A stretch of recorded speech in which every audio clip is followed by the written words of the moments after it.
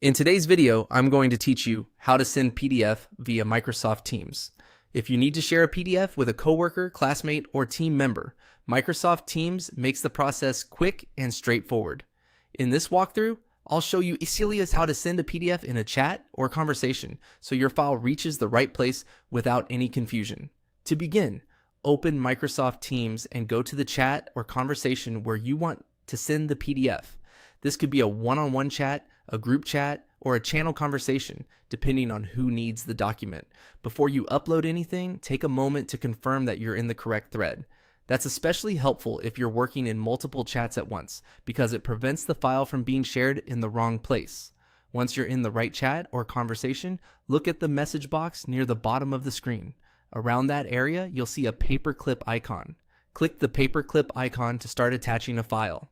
This is the standard attachment tool in Teams, and it's what you'll use whenever you want to share documents like PDFs, spreadsheets, or images.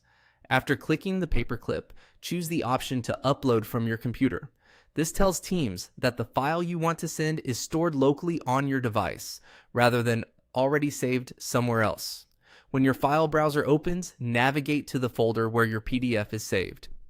If your document is hard to find, it can help to know the file name in advance or save it somewhere easy to access, like your desktop or documents folder. Next, select the PDF file you want to share and then send it.